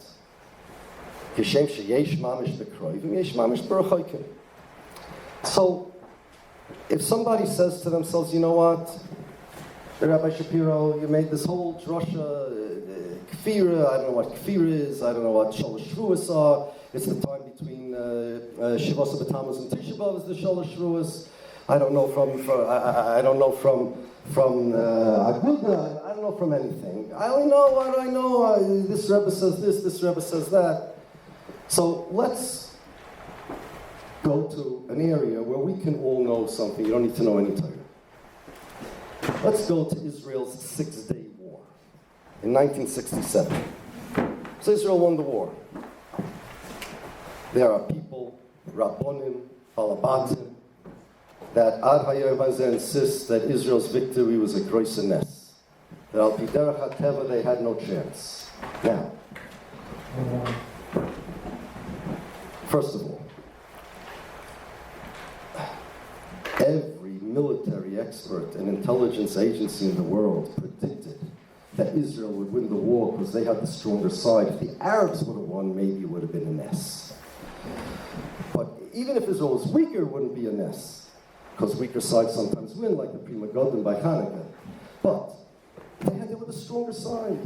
The Rebbe said, I heard this from Wolf Katz too.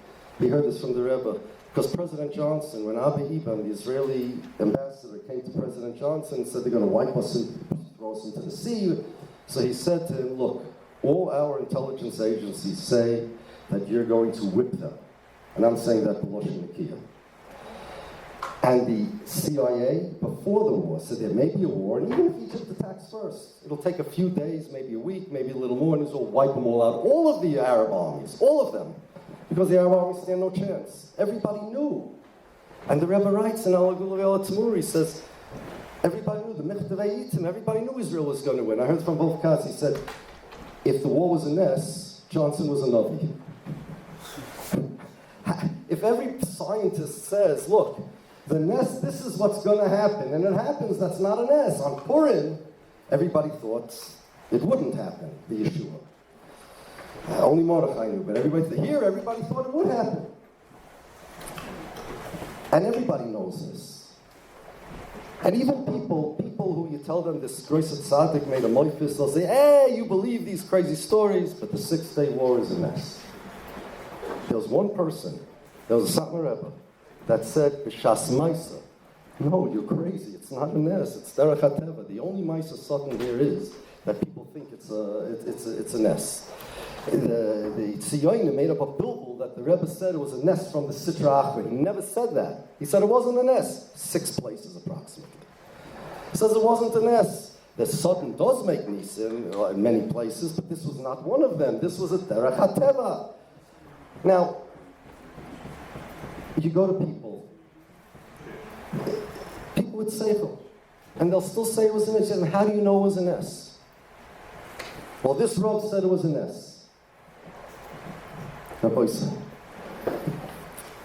the only way to know if it was a nest or not is to assess the capabilities of both armies and decide that the military capabilities of the Arabs was much more than Israel, and that Israel did something that Derech HaTeva they couldn't do. Which Rav is going to say that he's capable of doing that?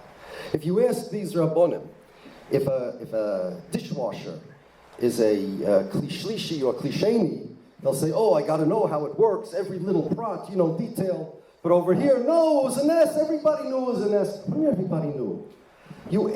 This one man got up and said, what are you, crazy? It wasn't a nest. Every scientist, every expert, every historian, everybody knows it wasn't. They knew Israel was going to win. Here is an example of the Bilbul HaMoichus that takes place. And I want to tell you something, in my book that I wrote, so I wrote all sorts of bad things about Zionism, Zionim, Medina. You know what bothers them the most? It's unbelievable. The fact that I wrote the 6-day war wasn't an S. And I quoted the generals said it wasn't an S. One of the sons, a son of one of the generals in the 6-day war, read my book, and he contacted me. And I asked him if he heard anything from his father more. By the way, his father, I quoted his father. His father was interviewed for a magazine after the war, and he said, this thing, we were never even in Sakana. It was a bluff. It was bluff. We wanted people to get scared, and people were scared. So they told everybody it's a Sakana, and we wanted America to give us green lights to attack. But I said, did you hear anything else from your father that we don't know? He said, yeah. He says, Egypt. Says everybody in the know knew that Egypt would not be ready to fight anybody in a war for 18 months, maybe 2 years. Now here's the question. Ask people, ask them, why do you say this war was a nest? Why? Why? Well, everybody said it was. No, that's not a reason, right? They will not have a reason. It's against everything, the Derech HaTeva that everybody knows, and yet they insist with a tkifus mamish of Mesirus Nefesh, no, it was a nest.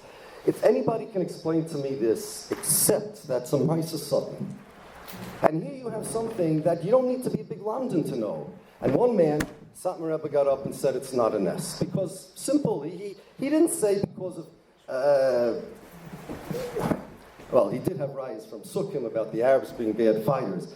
He says the Iker is, all the Mechtaveitim, everybody knew Israel would win. It's very simple. Here you have an example. So somebody's going to ask me, all these Rabbanim were chaylik on the Satmar Rebbe. So I said, they were chaylik on him about that also. And that's easy. You don't got to be a Lamdan for that. And what happened? So clearly, it's no kasha. See that, look at that. That's something that everybody here can understand. You look at the newspaper, look it up, it's a davar pashut. And people with its kifas, no, it was a nest, it was a nest, it was a nest. Why would somebody think it's a nest? Why? Because everybody said so. The Hamoidia said nobody will ever figure out an explanation for this war. They wrote that in the newspaper. Menachem Kasha, in that ziyuf, he says, oh, this was a big nest like Yitzias Mitzrayim. They came Dom Vaish v'Simras Oshon, and Hashem made Nes Gadol Hayopoy, and the whole thing is Baba Maises, Mamish Baba Maises. Now these are the people who tell me Chaylik on the Satmar Rebbe in the Torah. These people that say 6-day war was a nest have any pshat. Second thing, by the way, that they can't stand. There's a story. My shver, I said it was Talmud of the Chafetz Chaim, so I wrote a story about my shver. what he saw, what the Chofetz Chaim said about Rabbi Kook. The Chofetz Chaim had a table. My shver was there with his father. Father came to visit him in Rabbi. And he saw in a newspaper, Polish newspaper. I heard this from my shver. My shvagas heard this from my shver. My wife heard this from my shver. After my shver was by the Chofetz Chaim, he went to the Brisker Rov. He said over this story, Rebbe Soloveitchik used to say this over in Shir, B'Shem my shver. It's in the Mishkanois Haroyim. B'Shem my shver and Rebbe. He didn't know who got it from who. Rebbe got it from my shver. My shver saw a speech that Cook gave in a newspaper, a Polish newspaper, about the soccer players. Groise Kiddush Hashem, that you didn't finally have soccer players. It was terrible. He clipped out the clipping and he put it on the Chofetz Chaim's table. And the Chofetz Chaim picked it up and he started shaking uncontrollably. I said, Kiddush Hashem, Ata Kodosh, V'Shimcha Kodosh, Pilke, that's ball in Polish. Pilke, kuk, shmuk, puk. And he threw it down. There are other stories like that also. But they can't be soivel it. After the 6 Day War, this is the next thing they can't be soivel. You mamish see the Yetzer Hara working. You mamish see it. But Bekitza, this was the Rebbe's Shita. This little thing, this was the Shita's Rabbeinu. That because the Shvuos are an Indian of Kfira, therefore the Hishtatfus is an Indian of Kfira too, and therefore it's also to be from the Bechirs. They say, no, it's not. The Steipler said, the Rebbe said, no, that Fakeret, it's a way of fighting them. It's a way of Doyer and not Milchoma. That's it, that little prat. This is Shitas Rabbeinu. And you know why he wrote Vayarel Moshe, the emphasis, and not on the other things? You saw nationalism, we had all the other places. Because everybody knew about the other stuff. Everybody knew about it. The Mizrach Chistim knew that nationalism was Avodah Zarah. Every Litvak said it. Every Litvak said Zionism is Avodah Zarah, and Sionim are Koifrim. And they're not part of Klal Yisrael. There was no need for the Rebbe to write anything. Here there was a big need. Because the Rebbe held like this, first of all, the Gabi the Bechiris, but then regarding the Shalosh Shvus Bechlal, nobody knew. There was no such sefer. So he did something that was necessary. But it's not a sefer on Zionism, and it's not even a sefer on Sionim. It's Nagaya to Zionism, it's Nagaya to Sionim, but it's a sefer about making a Medina.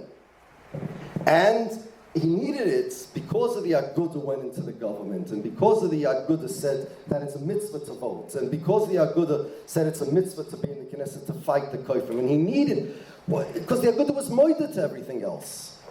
What did he need to write? Now, Lida, what happened was that the Bechiris becomes the whole fight against the Tzionim. There's only the Bechiris, and it's all, this whole thing, from beginning to end, is only Satma. And because they ended up in the Knesset, the Aguda, so everybody holds like Ben Gurion, that shows that they are not against the Tzionim anymore. And there's it's all fake news from the press and propaganda going on 100 years. But this over here, this is the Rebbe's Shita. This is the Rebbe's Torah on his Hezbollah on the Shalosh Shvuos. This is something that everybody knew, more or less.